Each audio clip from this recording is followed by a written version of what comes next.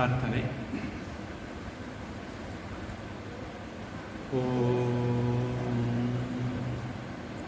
சதாசிவசமாரம்பாம் சங்கராச்சாரியமத்யமாம் அஸ்மதாச்சாரியபர்யந்தாம் வந்தே குருபரம்பராம்.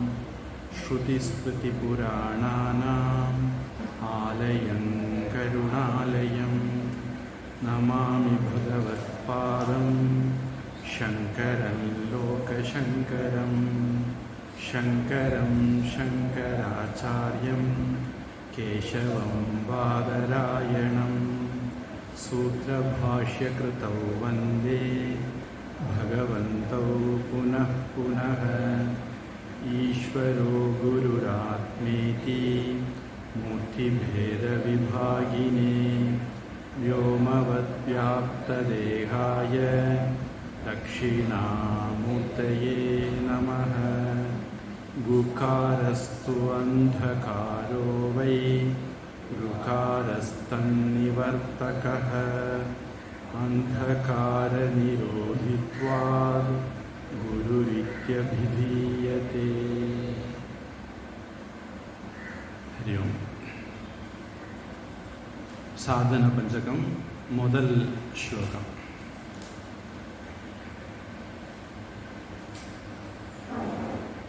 வேதோ நித்யமதீயதாம் ததுதிதம் கர்ம ஸ்வனுஷ்டீயதாம்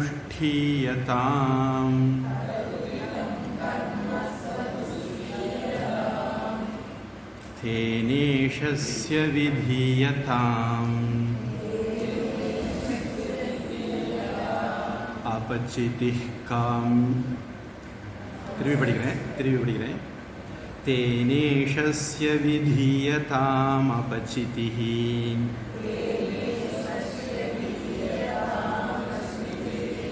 காம்யே மதிஸ்த்யஜ்யதாம்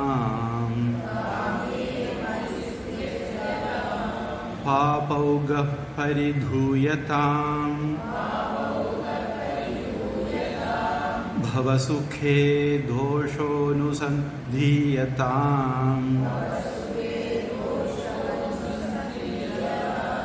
ஆத்மேச்சா வ்யவசீயதாம் நிஜக்ருஹாத் தூர்ணம் விநிர்கம்யதாம்.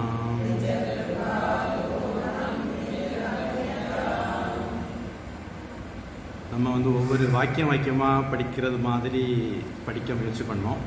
அதனால் அந்த அபச்சிதிங்கிறது இந்த பக்கம் வந்து அந்த வாக்கியம் சரியாக இருக்குங்கிறதுனால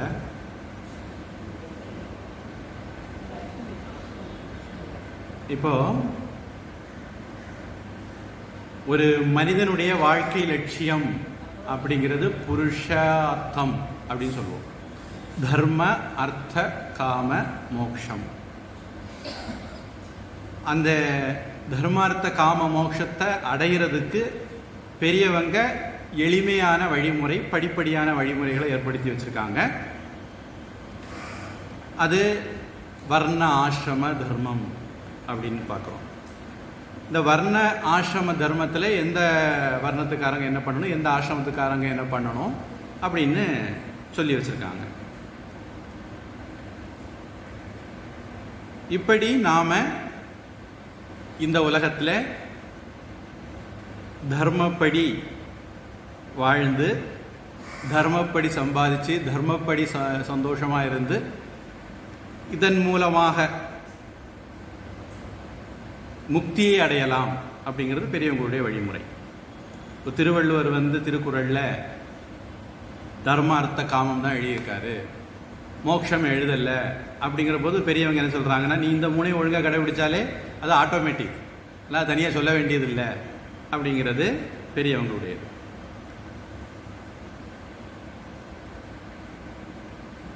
இதில் பிரம்மச்சரிய ஆசிரமத்தில் வேதம் படிக்கணும் அப்படிங்கிறத நம்ம பார்த்தோம். வேதம்னா என்ன, அது என்னெல்லாம் நமக்கு கற்றுத்தரும்? வேதம்ங்கிறது வெறுமனே மந்திரங்கள் இல்லை. வேதம் அப்படிங்கிறது வெறுமனே சம்ஸ்கிருதம் இல்லை. நம்முடைய அன்றாட வாழ்க்கையை நாம் நம்முடைய வெவ்வேறு சூழ்நிலைகளில் எப்படியெல்லாம் நடத்தணும் அப்படிங்கிற அறிவுரையை வழிகாட்டுதலை தரக்கூடிய நூலுக்கு தான் வேதம்னு பேர். பொதுவாக எந்த ஒரு பொருளும் நாம் வாங்கினா அதுக்கு கூட ஒரு மேனுவல் கொடுப்பாங்க.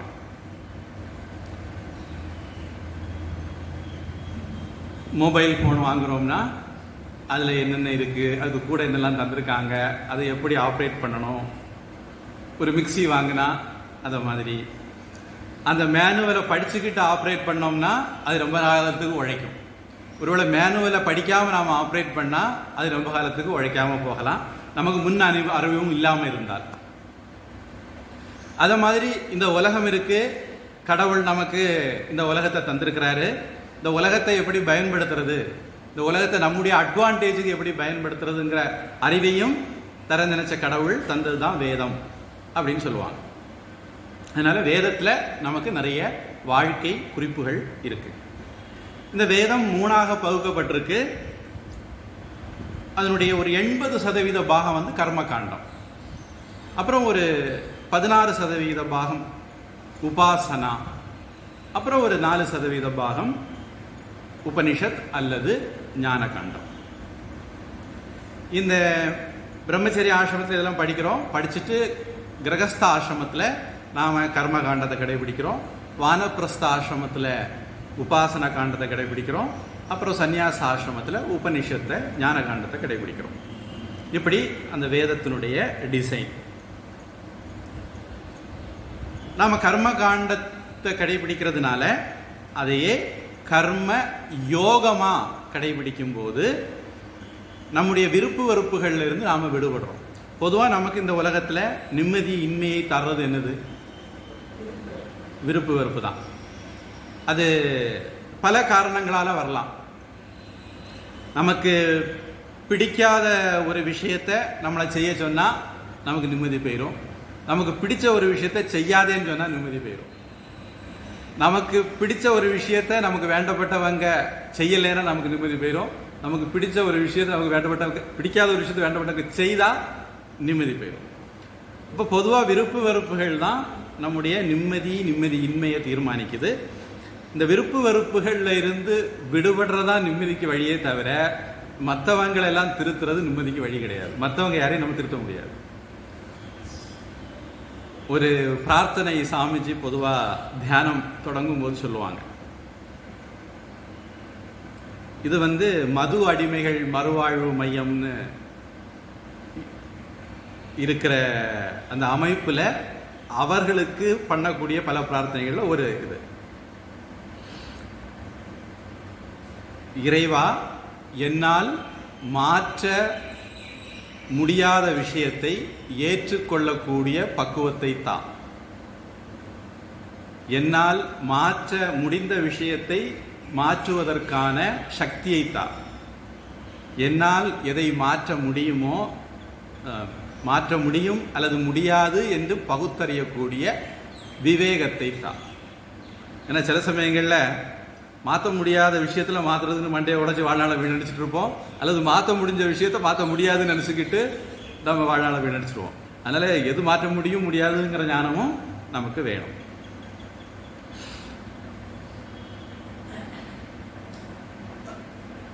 அதனால் கர்ம யோகம் அப்படிங்கிற போது விருப்பு வெறுப்பிலிருந்து விடுபடுறது, விருப்பு வெறுப்பிலிருந்து விடுபடுறது அப்படிங்கிறதுல நிறைய அம்சங்கள் இருக்குது. அதில் ஒன்று ஸ்வதர்மத்தை கடைபிடிக்கிறது அப்படிங்கிறது கீதையில் பல இடங்களில் வருது. ஒன்று ஸ்வதர்மத்தை கடைபிடிக்கிறது. ஸ்வதர்மம்னா என்னுடைய பொறுப்பு என்னவோ அதை நான் செய்கிறது. நம்ம பல சமயத்தில் என்ன பண்ணுவோம்னா அடுத்தவங்க என்ன செய்யணும் என்ன செய்யக்கூடாதுன்னு முடிவு பண்ணிகிட்டே இருப்போம். அப்போ நமக்கு நிம்மதி வராது. நாம் என்ன செய்யணுங்கிறத மட்டும்தான் நாம் முடிவு பண்ண முடியும். நாம் செய்ய முடிஞ்சால் அதை செய்யலாம். அடுத்தவங்களுக்கு மேலே நம்முடைய எண்ணங்களை சிந்தனைகளை நாம் திணிக்க முடியாது. சொல்லுவாங்க பெருவிரல் ரேகை எல்லாருக்கும் ஒன்று போல கிடையாது. அது மாதிரி எல்லாரையும் கடவுள் ஒரே மாதிரி படைக்கல. இன்னொருத்தங்க நம்மளை மாதிரியோ நாம் நினைக்கிறது மாதிரியோ இருக்க முடியாது. அவங்களுடைய கர்ம பலன்களால் பிறந்திருக்காங்க. அவங்க பிறந்த கர்ம பலன்களுடைய அடிப்படையில் தான் அவங்களுடைய வாழ்க்கை இருக்கும். காந்தி ஆனானப்பட்ட மகாத்மா காந்தி சொல்லக்கூடிய அவருடைய பையனை முஸ்லீம் மதத்துக்கு போயிட்டான்னு சொன்னாலே போற வேற ஒன்றும் சொல்ல வேண்டாம், இதெல்லாம் உங்களுக்கு புரிஞ்சு போகும். ஆனானப்பட்ட காந்தியடியுடைய பையன் மகாத்மா காந்திக்கு இப்படி ஒரு பையனா அப்படின்னு சொல்லக்கூடிய அளவில். அதனால காந்தியடிகள் வேற பிள்ளைகள் அப்படி இல்லை, அந்த ஒரு பையன் அப்படி போனான்.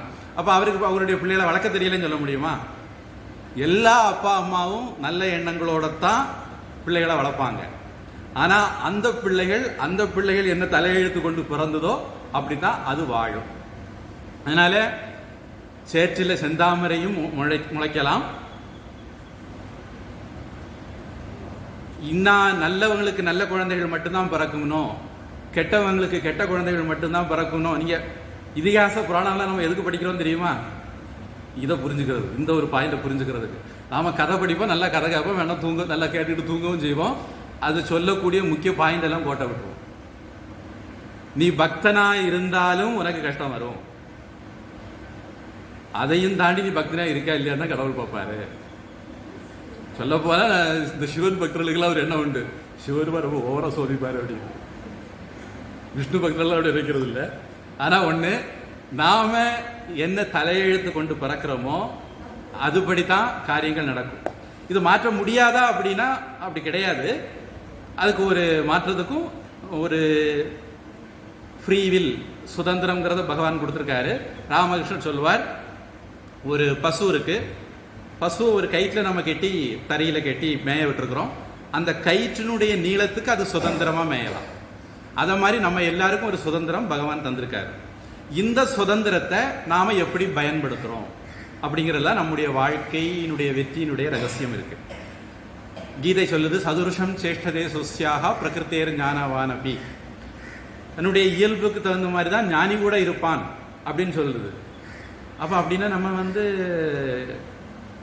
எப்படி பிறந்தோம் அப்படித்தானே இருக்கணும், மாற முடியாது அப்படின்னா கிருஷ்ணன் சொல்றாரு, இல்லை இல்லை, நீ அதுக்கு 2 ஸ்லோகம் தாண்டி சொல்றாரு, நீ முயற்சி பண்ணினால் நீ ஒன்ன மாற்ற முடியும்.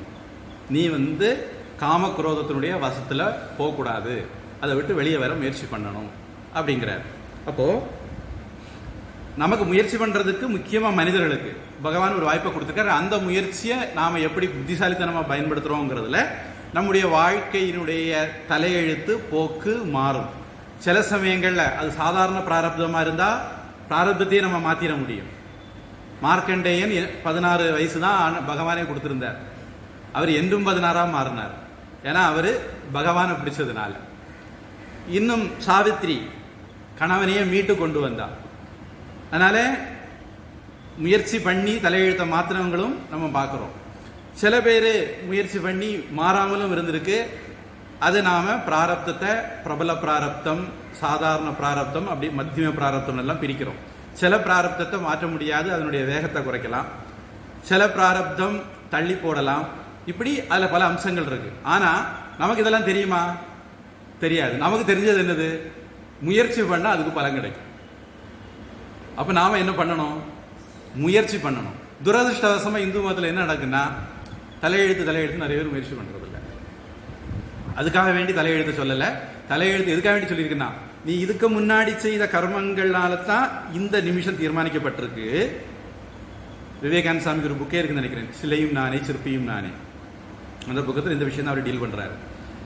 இந்த நிமிஷம் இதுக்கு முன்னாடி செய்த வினைகளால் தீர்மானிக்கப்பட்டதுனால அடுத்த நிமிஷம் நீ இப்ப செய்யக்கூடிய செயல்களால் தீர்மானிக்கப்படும். அதனால நீ இப்ப செய்யக்கூடிய செயல்களை நீ தீர்மானிக்க முயற்சி பண்ணு. அப்ப அடுத்தடுத்த நிமிஷங்களை நீ மாற்ற முடியும். அப்படிங்கிறது தான் கர்ம வினையினுடைய சாராம்சமே தவிர இல்லை என்னவோ கடவுள் எழுதி அனுப்பினாரு அதுதான் நடக்கும் அப்படின்னு கிடையாது. ஆயுசு நம்முடைய தலையெழுத்தினால தீர்மானிக்கப்பட்டது. போகம் சில அனுபவங்கள் கடவுளால தீர்மானிக்கப்பட்டது. இந்த மாதிரி 2-3 விஷயங்கள் மட்டும்தான் தலையெழுத்தால், கடவுளால் தலையெழுத்தால தீர்மானிக்கப்பட்டதை தவிர எல்லா விஷயமும் தலையெழுத்து தீர்மானிக்குங்கிற எண்ணம் தப்பு. அதனால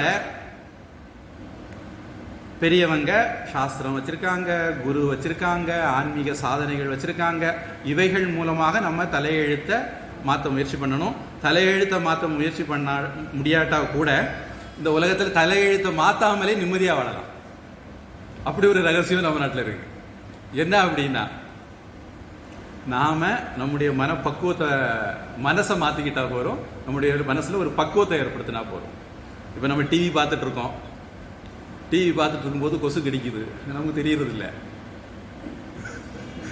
டிவியில் அழுதுட்டோம்.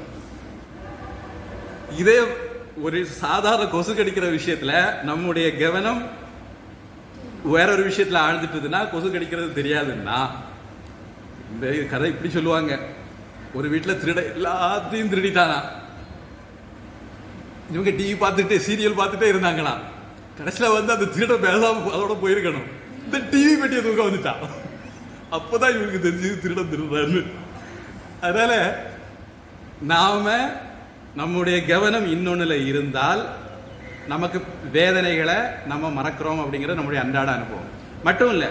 நம்ம மனசுல ஒரு விஷயம் நல்லதுன்னு நினைச்சு செய்தோம்னா அப்பவும் அந்த வேதனைகள் நம்ம பாதிக்கிறது இல்லை. எத்தனையோ உதாரணங்கள் சொல்ல முடியும். ஒரு நல்ல உதாரணம் பிரசவ வேதனை. அறிவியல் படி உலகத்திலேயே பெரிய வேதனை பிரசவ வேதனைங்கிறாங்க. ஆனா பிரசவ வேதனை எத்தனை பேர் சந்தோஷமா அனுபவிக்கிறாங்க. அப்போ நமக்கு ஒரு விஷயம் வலியா இல்லை சந்தோஷமா அப்படிங்கிறத செயல்கள் விஷயங்கள் தீர்மானிக்கிறது இல்லை, நம்முடைய மனசுல இருக்கிற ஏதோ ஒரு கண்டிஷன் தான் தீர்மானிக்குது. நாம நிறைய கண்டிஷனை நம்ம மனசுக்குள்ள தப்பா போட்டு வச்சிருக்கிறோம். என் பிள்ளை நல்லா படிச்சா நான் சந்தோஷப்படுவேன், என் பிள்ளை நல்ல வேலைக்கு போனா நான் சந்தோஷப்படுவேன், என் பிள்ளை நான் சொல்ல முடியலாம் கேட்டால் சந்தோஷப்படுவேன். இப்படி நாமளே சில கண்டிஷனை போட்டுக்கிட்டு அந்த கண்டிஷன் நிறைவேறாதோன்னு துக்கப்படுறோம். நம்முடைய நிம்மதிக்கும் நாம போடக்கூடிய கண்டிஷன் தான் காரணமே தவிர உலகம் காரணமே கிடையாது, கடவுள் காரணமே கிடையாது. அப்ப நாம நம்முடைய மனசை எப்படி டியூன் பண்றோம் அப்படிங்கிறது நம்முடைய நிம்மதி நம்முடைய கையில இருக்கு. இதுக்கு நாம நம்முடைய விருப்பு வெறுப்புல இருந்து விடுபடுறது, நம்முடைய அகங்காரத்துல இருந்து விடுபடுறது, நம்முடைய சுயநலத்திலிருந்து இருந்து விடுபடுறது அப்படிங்கிற அம்சம் எல்லாம் நடக்கணும். அதுக்கு கர்ம யோகம் அப்படிங்கிறது வச்சிருக்காங்க. கர்ம யோகம்னா என்ன? இது உன்னுடைய கடமை, நீ செய்யணும். எனக்கு பிடிச்சிருக்கா பிடிக்கலையா உனக்கு கேள்வி இல்லை. இதனுடைய பலன் பின்னாடி எப்படி வரும் வராது அதை பத்தி கேள்வி இல்லை. உனக்கு இது விதிக்கப்பட்டிருக்கு, நீ செய்யணும். விஹித கர்மம் அப்படின்னு பகவத்கீதை சொல்லுது, அல்லது நிகித்த கர்மம் அப்படின்னு பகவத்கீதை சொல்லுது, அல்லது ஸ்வதர்மம் அப்படின்னு சொல்லலாம். அப்போ இந்த இல்லற வாழ்க்கையில உனக்கு விதிக்கப்பட்ட கடமையை நீ செய். கர்மண்யேவ அதிகாரஸ்தே, இது நம்ம எல்லாருக்கும் நல்லா தெரிஞ்சிருக்கும். செயல் செய்ய மட்டும்தான் உனக்கு உரிமை, பலன்ல உனக்கு உரிமை இல்லை.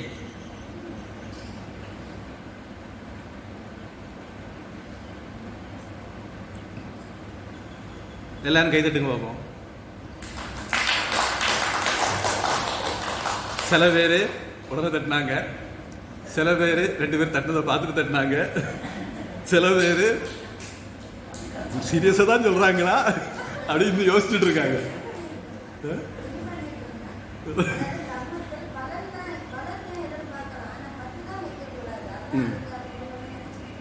அதான் நம்ம வந்து இதுக்கு கை தட்டணுமா வேண்டாமா, சீரியஸா தான் சொல்றாங்களா இல்லையா, இல்ல ஏதோ பாயிண்ட் சொல்லுதுல அதோட சொல்லிட்டே இருக்காங்களா. இப்போ நான் ஒரு செயலை செய்ய சொன்னேன், நீங்க செய்தீங்க, சிலர் செய்தாங்க, சிலர் செய்யல, சிலர் கொஞ்சம் பொறுத்து செய்தாங்க. செயல் வரும்போது செய்யவோ செய்யாமல் இருக்கவோ மாற்றி செய்யவோ நமக்கு அதிகாரம் இருக்கு, உரிமை இருக்கு. செயல் விஷயத்துல செய்யவோ செய்யாமல் இருக்கவோ மாற்றி செய்யவோ நமக்கு அதிகாரம் இருக்கு. அதுதான் கர்மண்யேவ அதிகாரஸ்தே. அதிகாரம்னா உரிமை, சுதந்திரம் இருக்கு. சரி, இப்ப நான் ஒண்ணு சொல்றேன், 2 கையையும் வேகமா கொண்டு வந்து சேர்க்கணும், வேகமா கொண்டு வந்து சேர்க்கணும். ஆனா சத்தம் வரக்கூடாது. மெதுவா கொண்டு சேர்க்க கூடாது, வேகமா கொண்டு சேர்க்கணும், ஆனா சத்தம் வரக்கூடாது.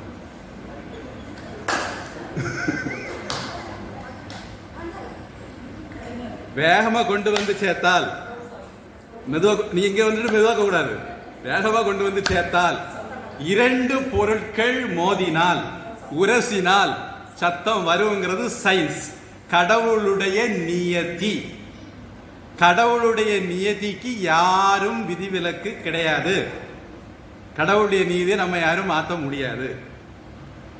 அப்போ கர்மத்தினுடைய பலன் அப்படிங்கிறது நம்முடைய கையில இல்ல, கடவுளுடைய கையில இருக்கு. இந்த செயலுக்கு இந்த பலன் அப்படிங்கிறது கடவுள். ரெண்டு பொருட்கள் மோதினால் சத்தம் வரும், இது கடவுளுடைய நியதி. அப்போ நீங்க அந்த சத்தம் வரலாம், வராமல் இருக்கலாம், கொஞ்சம் வரலாம், அதிகம் வரலாம், இது உங்க கையில கிடையாது. அப்ப செயலினுடைய பலன் உங்க கையில கிடையாது. உங்க கையில கிடையாத ஒரு விஷயத்தை பத்தி நீங்க அலட்டிக்கிட்டு கவலைப்பட்டு இருந்த என்ன பிரச்சனை? ஆனா நம்ம எல்லாம் என்ன பண்றோம், நான் செய்தேன் அந்த பலன் ஏன் வரல. நம்ம எல்லாருக்கும் டென்ஷன் தான். நான் பரிசு எழுதிட்டு வந்தேன், எனக்கு 100 மார்க் ஏன் வரல. செயலுடைய பலன்கிறது உங்க கையில இல்லாததுனாலையும், அதை தீர்மானிக்கிறது உங்களுடைய முயற்சி, அதோட சேர்ந்து வேற காரணங்களும் இருக்கிறதுனாலையும் அந்த பலன் பல விதமா வரலாம். நீங்க நினைச்சது மாதிரி வரலாம். 100 மார்க் எடுக்கணும்னு நினைச்சீங்க, 100 மார்க் கிடைச்சிட்டு நம்ம இப்போ 100 வேண்டாம், 90 மார்க். 90 மார்க் இன்னைக்கு நம்ம படிக்கிற படிப்புக்கெல்லாம் 90 கிடைக்கிறதே கஷ்டம். இந்த நேரத்து பிள்ளைகளெல்லாம் படிக்கிறத தவிர வேற எல்லா வேலையும் ஒழுங்கா பார்க்குது. மொபைல் நோண்டணுமா, வீடியோக்கள் விளையாடணுமா, இது எல்லாத்தையும் பிள்ளைகள் பார்க்குது. படிக்கிறது எந்த படிக்க சொன்னா அப்பா அம்மாவை எதிரியா நினைக்காத ஒரு பிள்ளையை நான் இது வரைக்கும் பார்க்கல. நான் எம்மா எனக்கு கொஞ்சம் நேரம் இருக்கு, நான் புக் எடுத்து படிக்கம்மா சொல்லக்கூடிய பிள்ளையை நான் பார்க்கல. இன்னைக்குள்ள தலைமுறையில தானாக விரும்பி படிக்கிற ஒரு குழந்தை கூட நான் கேள்விப்படலாம், பார்க்கல. நீங்க யாராவது பார்த்துருந்தா சொல்லுங்க, தெரிஞ்சுக்கிறேன்.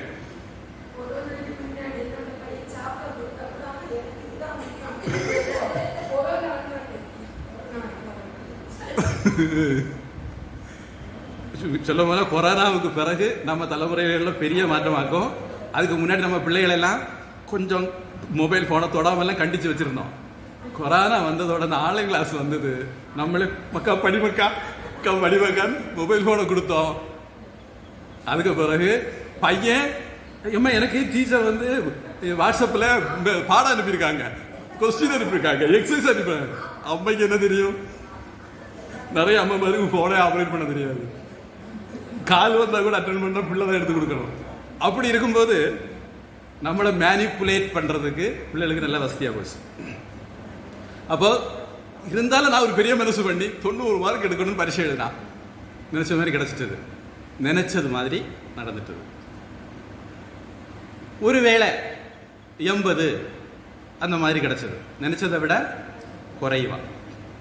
ஒருவேளை 100 கிடைச்சிட்டு, நினைச்சதை விட அதிகமா. ஒருவேளை 35 கீழே போயிட்டது, நினைச்சதுக்கு மாறா. அப்போ ஒரு செயல் பரீட்சை எழுதிட்டு வந்தோம், செயல் செய்துட்டோம். இந்த செயலுடைய பலன் 4 விதமா இருக்கலாம்.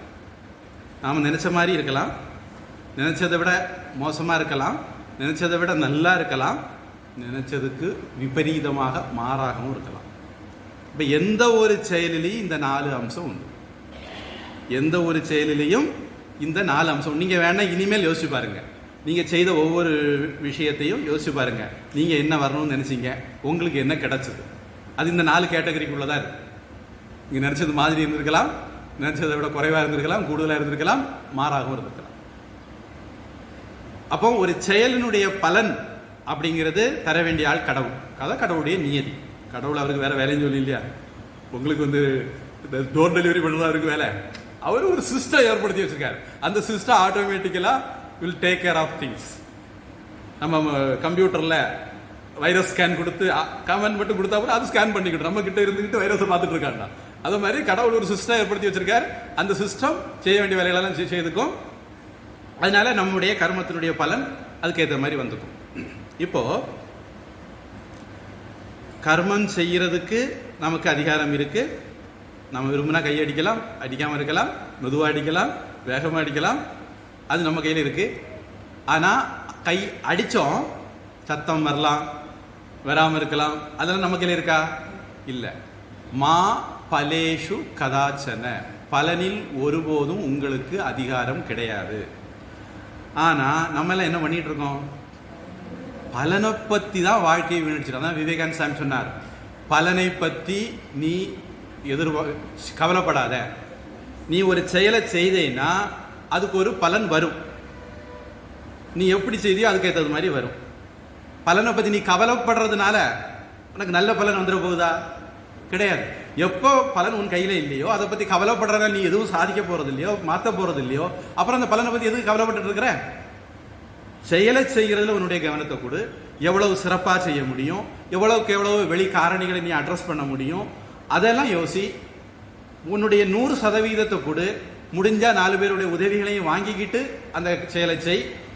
அதில் நீ கவனம் கொடு. செயல் செய்கிறதுல கவனம் கொடு. ஏன்னா செயல் செய்கிறது உன் கையில் இருக்கு. ஆனால் பலன் உன்னுடைய கையில் இல்லைங்கிறதுனால நீ அதில் யோசிக்கவே. செயலை செய்தியா மறந்துட்டு போயிட்டே இரு. சரி, நான் செயலை செய்துட்டு மறந்துட்டேன், பரீட்சை எழுதிட்டு மறந்துட்டேன், ரிசல்ட்டு வர போடுறதுக்கு அவங்க மறந்துட்டாங்க அப்படின்னு சொல்ல போறாங்களா யாராவது? நீங்க செயலை செய்துட்டு மறந்தாலும் செயலுடைய பலன் தாயை கண்ணுக்குட்டி தேடி போறது மாதிரி பலன்கள், கர்ம பலன்கள் செய்தவனை தேடி வரும். நீங்க வேண்டான்னு வச்சாலும் அது வரும். அதனால செயலை செய்தாச்சா, செய்ய வேண்டிய முறைப்படி செய்தாச்சா, அடுத்தது என்ன செய்யணும் யோசிச்சுட்டு போயிட்டே இருங்க. அதில் கவனம் கொடுங்க. என்னாச்சும் ஏதாச்சும் பரிசு மார்க் எப்படி வருமோ. இன்னும் சில பைத்தியங்கள் இந்த காலத்தில் நினைச்ச மார்க் வரலையா, 10 லட்சம் கிடைக்கும்னு நினைக்கிறேன். வேற என்னது, அப்படிப்பட்ட அரசாங்கம் இருக்கிறதுனால 10 லட்சம் கிடைக்கும். சொல்ல போனா நீட்டெல்லாம் எழுதுனீங்கன்னா கண்டிப்பா 20 லட்சம் 1 கோடி எல்லாம் கூட தருவாங்க. அது ரொம்ப சென்சேஷன் ஆக்கணும்ல.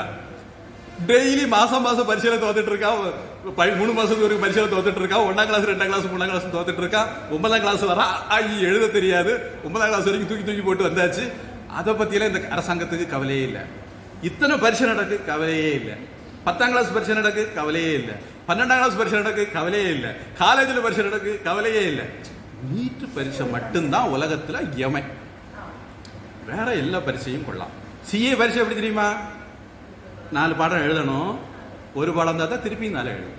இது எங்க அம்மா அப்பா படிக்கிற காலத்தில் இப்படி தான் இருந்தான். நம்ம எல்லாம் புண்ணியம் செய்தவங்க. ஒரு பாடம் தோத்தால் மார்ச் விட்டால் அக்டோபர் விட்டால் மார்ச். இப்ப லேட்டஸ்டா இப்படி நிலவ வந்துருக்கு கேள்விப்பட்டேன். அவ்வளவு கஷ்டப்படலாம் பட வேண்டாம். ஜூன் மார்ச் ஏப்ரல்ல பரிசை எழுதி ஃபெயில் ஆயிட்டா அடுத்த மாசமே எழுதிக்க, ஒன்றும் பிரச்சனை இல்லை. இல்ல உனக்கு 10 மார்க் மட்டும் தான் குறவா, 10 மார்க்கு மட்டும் இனிமேல் அடுத்த பரிசை எழுதுனா ஒரு அடுத்த டிஸ்ட் கொண்டுருவாங்க. நான் என்ன சொல்ல வரேன், நாம பரிசை எழுதுறோம், அதனுடைய ரிசல்ட்டை பத்தி கவலைப்பட தேவையே இல்லை. ஒருவேளை ரிசல்ட் நாம விரும்புற மாதிரி வரல அப்படின்னா அடுத்த விஷயத்துல நம்முடைய கவனத்தை கொடுத்துக்கிட்டு அடுத்ததை இம்ப்ரூவ் பண்றதுக்கு நோக்கி போயிட்டே இருக்கணுமே தவிர நடந்து முடிஞ்சதை பத்தி, எடுத்த மார்க்கை பத்தி, அதில் வந்த பலனை பத்தி கவலைப்பட்டு வாழ்க்கையை வீணடிச்சு பிரயோஜனம் இல்லை. அணை கடந்த வெள்ளம் அழுதாலும் வராது. நடந்து முடிஞ்சதை பத்தி கவலைப்படக்கூடாது. மேற்கொண்டு என்ன செய்ய முடியும் அதை யோசிக்கலாம். அதுல யாரும் தடை சொல்லலை. நான் ஒரு டாக்டர்கிட்ட போனேன், தலைவலி தீரல, அதனால அடுத்த டாக்டர் நீ போகக்கூடாது அப்படின்னு யாரும் சொல்லலை. அது போலாம். ஒரு தடவை ஒரு முயற்சி பண்ணீங்க, அந்த முயற்சி வெற்றி அடையலை, இன்னொரு தடவை முயற்சி பண்ணலாம், அதுக்கு கூடாதுன்னு யாரும் சொல்லலை.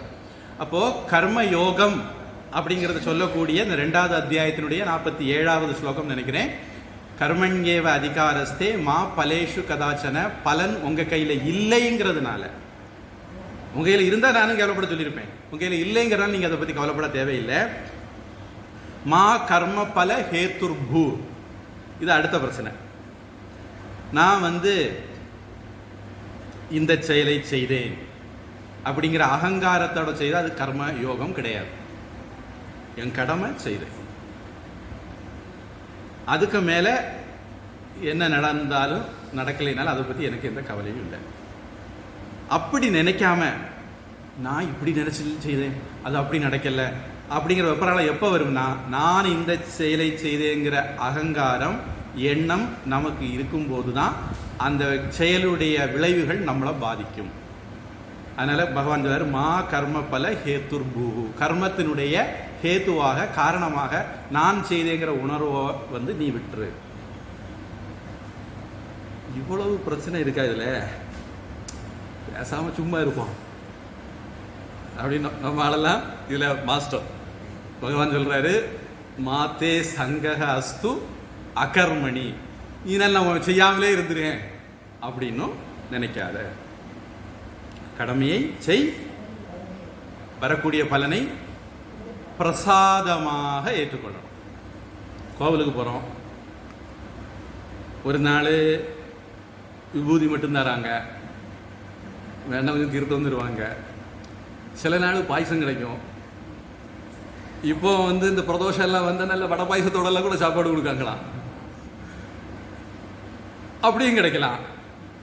ஆனால் கோவிலுக்கு போய் என்ன கிடைக்குதோ அதை நம்ம வாங்கிட்டு வந்துடுவோம். ஒருவேளை கோவில் பாயசத்தில் கொஞ்சம் இனிப்பு கூட இருக்கலாம், இல்லை கொஞ்சம் குறைவாக இருக்கலாம், ஆக்ஷேபிக்கலாம் மாட்டோம். பகவான் பிரசாதம் வாங்கிட்டு வந்துடுவோம்.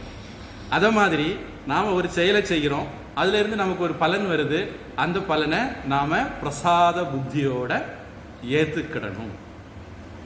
கர்ம யோகம் அப்படிங்கிறதுல செயல் செய்யும் போது கடவுளுக்கு அர்ப்பணமாக செய்கிற புத்தியும், ஒரு பலன் வரும்போது அதை பிரசாதமாக ஏற்றுக்கொள்கிற புத்தியும் இருந்ததுன்னா அதுக்கு கர்ம யோகம் அப்படின்னு பேர்.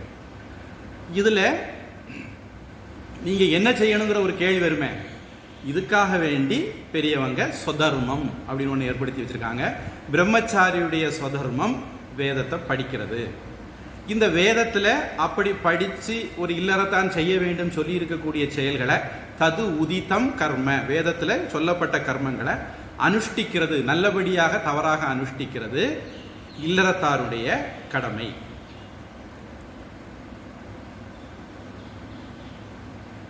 ஒரு மருந்து வைத்தியர் தரார், எனக்கு பிடிச்ச மருந்தாக இருந்தால் தான் சாப்பிடுவேன், பிடிக்காத மருந்தாக இருந்தால் சாப்பிட மாட்டேன் அப்படின்னு நம்ம யாராவது சொல்கிறோமா?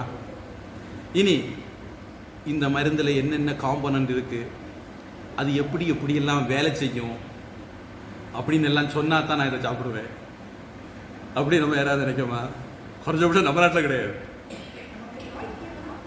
நமக்கு நோய் தீரணும், அவர் படிச்சுட்டு வந்திருக்காரு, ஒழுங்காக படிச்சிருப்பாரு, காப்பி அடிக்காம அப்படின்னு நமக்கு ஒரு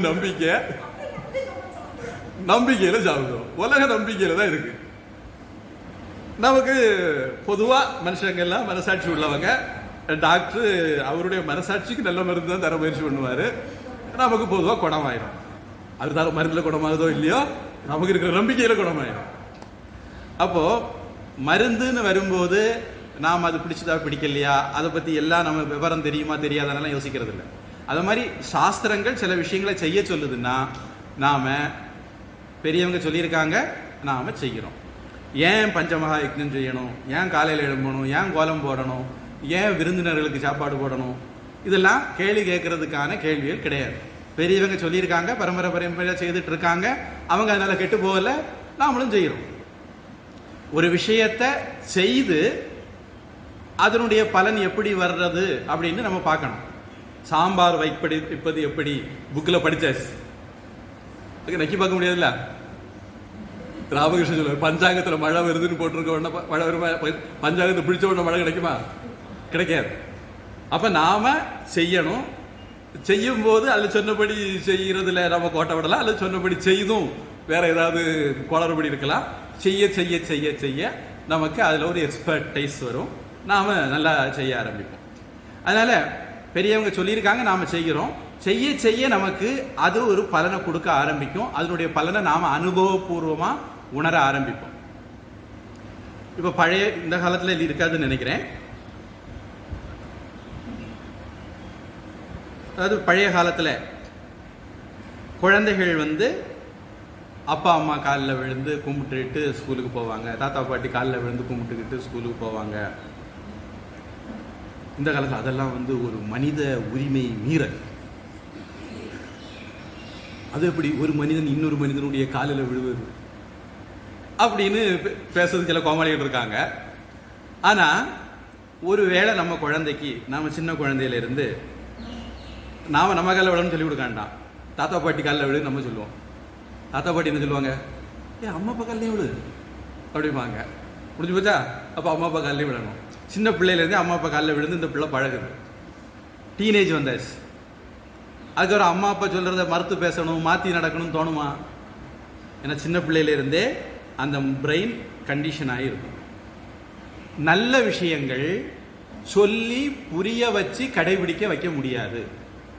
உண்மை எவ்வளவு உயர்ந்தது அப்படின்னு நான் சொல்லி ஒரு மாதம் லகாத்தார் தொடர்ந்து கிளாஸ் எடுத்து நீங்களும் உண்மையை கடைபிடிச்சிருக்கீங்களா? நல்ல விஷயங்கள் நம்மளே இந்த கதி. சின்ன பிள்ளைகளுக்கு அதுக்கு உண்மைன்னு என்னன்னு தெரியாது, அல்லது பொய் பேசுறது என்னதுன்னு தெரியாது, எதுவுமே தெரியாது. சின்ன பிள்ளைகள் திருப்பி வளர வளர நம்ம எல்லாம் செய்கிறத பார்த்து சில விஷயங்கள் அது கற்றுக்கிடுவோம். கற்றுக்கிட்ட பிறகும் அதனுடைய இம்ப்ளிகேஷன் அதுக்கு புரியாது. சின்ன குழந்தைகளுக்கு அந்த அளவுக்கு தான் அறிவு இருக்கும்.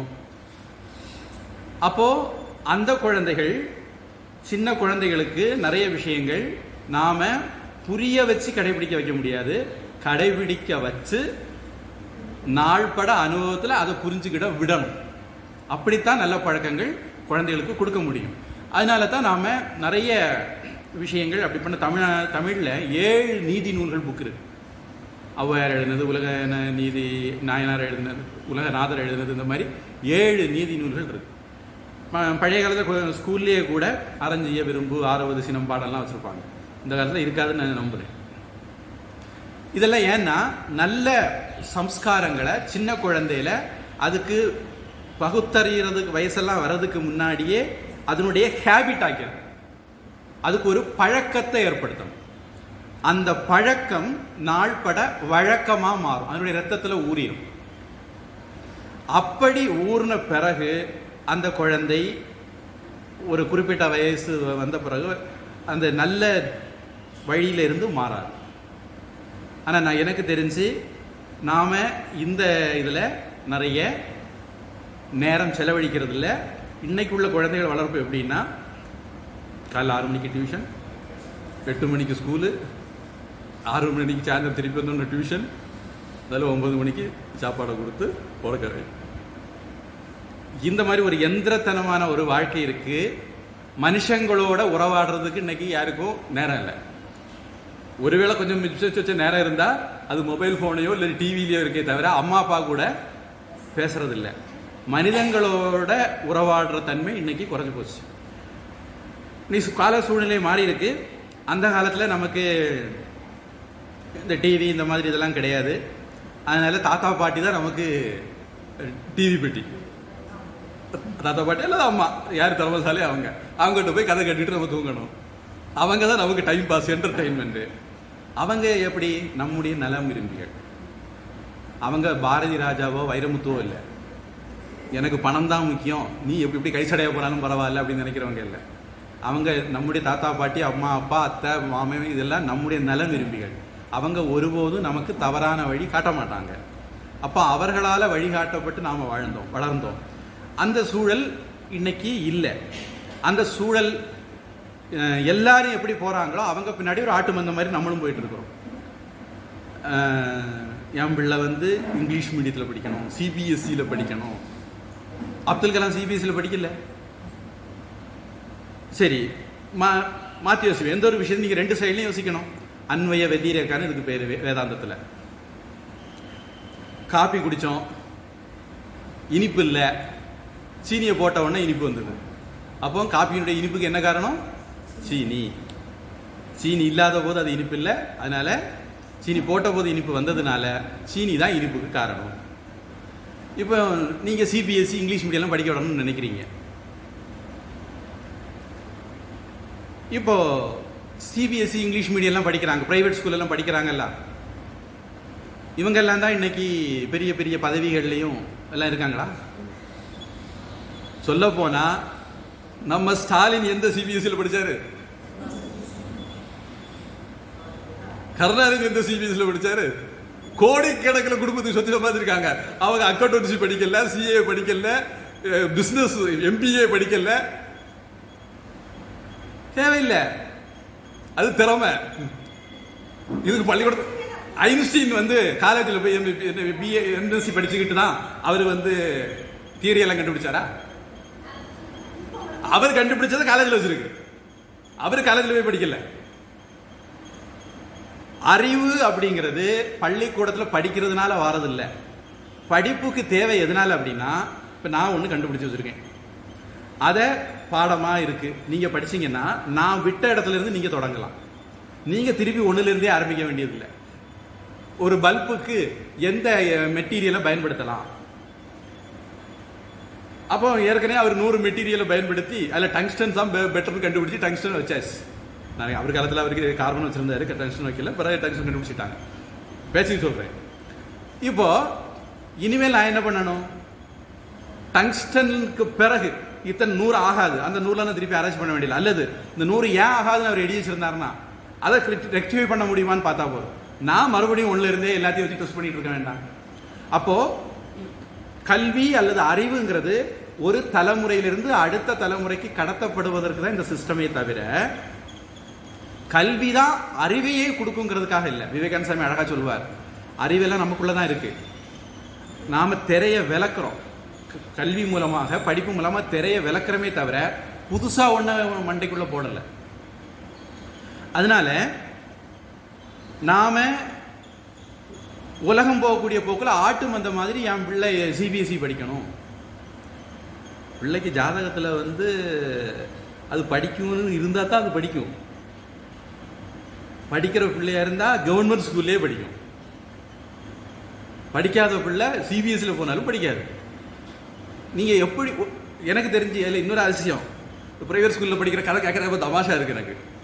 என்னன்னா 100கணக்கில் 1000கணக்கில் சொல்ல போனா லட்சக்கணக்கில் கூட கொடுத்து பிள்ளைய படிக்க வைக்காங்க. அங்க ஸ்கூல்ல என்ன பண்ணுவோம் தெரியுமா? பிள்ளைக்கு ஹோம்ஒர்க் கொடுத்து விடுவாங்க, ப்ராஜெக்ட் கொடுத்து விடுவாங்க, இப்படி ஒரு லிஸ்ட் இருக்கு. இதெல்லாம் யாரு செய்யணும்? நீங்க தான் செய்யணும்.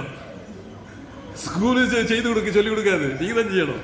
பிள்ளைக்கு கை எழுதி சொல்லிக் கொடுக்காரு நீங்க தான், பிள்ளைக்கு படிப்பு சொல்லி கொடுக்குறாரு நீங்க தான், பைசா கொடுக்குறாரு பள்ளிக்கூடத்துக்கு.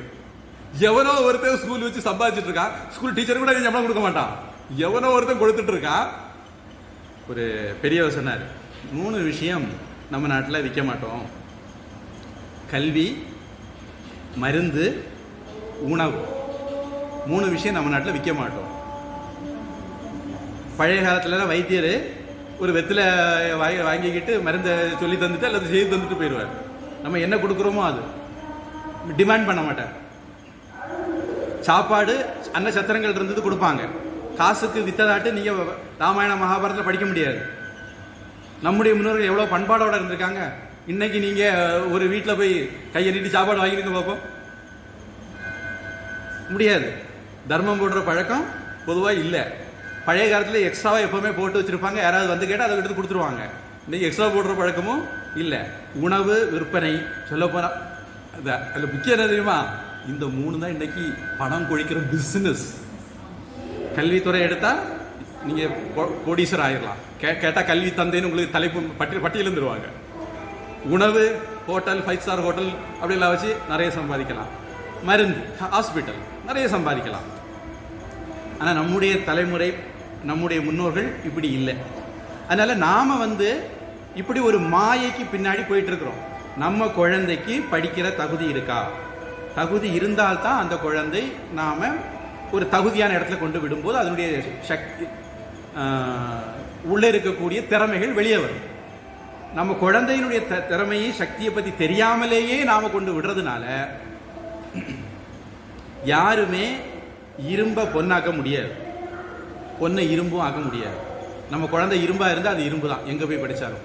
தங்கமாக இருந்தால் எங்கே போய் படித்தாலும் அது தங்கம் தான். அதனால நாம இந்த மாதிரி மாயைகளுக்கு உள்ள இதெல்லாம் எங்களுக்கு விருப்பு வெறுப்புனால தான் வருது. நான் தான் சின்ன பிள்ளையா இருக்கும்போது படிக்கலை, என் பிள்ளையாவது படித்து பெரிய ஆளாக வரட்டும். பிள்ளை படிக்கும், ஆனால் உங்கள் பிள்ளை படித்த படிப்பு இப்போ நடக்கிற விஷயங்களாகும். உங்கள் பிள்ளை படிக்கிற படிப்புக்கு உங்கள் பிள்ளைக்கு லோக்கலில் வேலை கிடைக்காது. கன்னியாகுமரி உங்கள் பிள்ளை படிக்க வேலை கிடைக்குமா? அப்போ என்ன செய்யணும்? மெட்ராஸ் உண்டோ, மும்பை உண்டோ, டெல்லி உண்டோ, இல்லை அதை விட நல்லா படிச்சுன்னா அமெரிக்கா உண்டோ, யுனைடெட் கிங்டம் உண்டோ அப்படின்னு அனுப்பணும். சரி, குடும்பங்கிறது எதுக்காண்டி வச்சுருக்காங்க? நாம ஆரோக்கியமாக இருக்கும்போது சின்ன குழந்தைகளை நாம் வளர்ப்போம், வயசானவங்களையும் நாம் பார்ப்போம். அப்புறம் அவங்க வளர்ந்து இளைஞர்கள் ஆகும்போது அவங்க நமக்கு வயசாகும், நம்மளை கவனிப்பாங்க. இது ஒரு செயின் ப்ராசஸ். தலைமுறை அப்படி போயிட்டே இருக்கும். பெரியவங்களா சின்னவங்க கவனிப்பாங்க அப்படிங்கிறது. நமக்கு வயசாகுது, நம்மளை யாரு கவனிப்பா? ஃபோன் பண்ணி பிள்ளை உடனே ஃப்ளைட்டு கிடச்சி வரணுன்னாலும் ஒரு நாள் 2 நாள் ஆகும், அங்கே இருக்கு பிள்ளை. அப்போ நாம் படிக்க வைக்கிறதுனால நமக்கு ஃப்யூச்சர் என்ன ஆகுது நாம் யாரும் யோசிக்கவே இல்லை.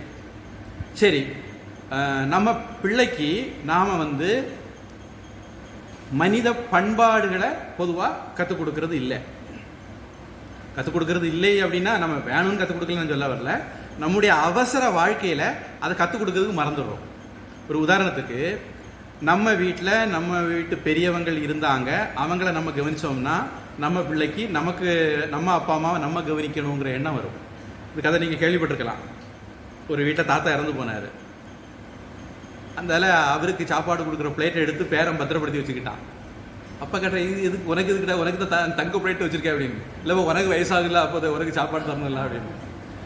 அதனால் நாம் நிறைய விஷயங்கள் பழைய காலத்தில் குழந்தைகளுக்கு சொல்லிக் கொடுக்கல, நாம் வாழ்ந்து காட்டினோம், பிள்ளைகள் பார்த்து படித்தாங்க.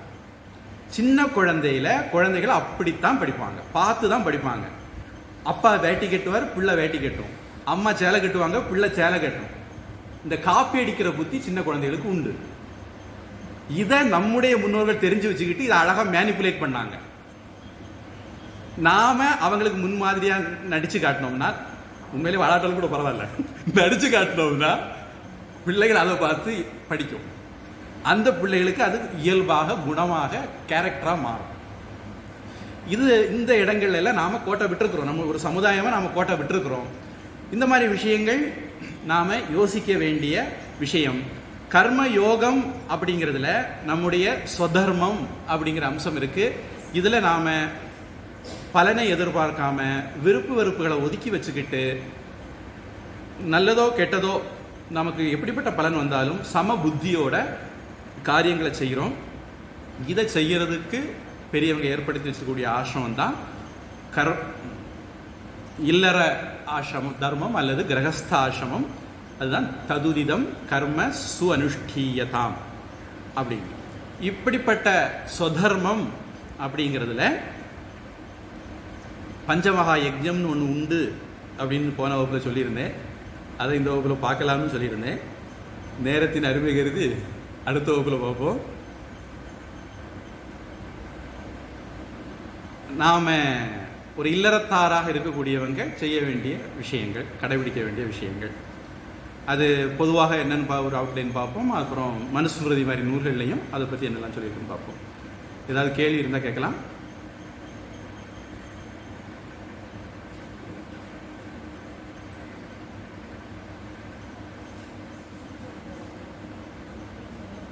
பிரார்த்தனை.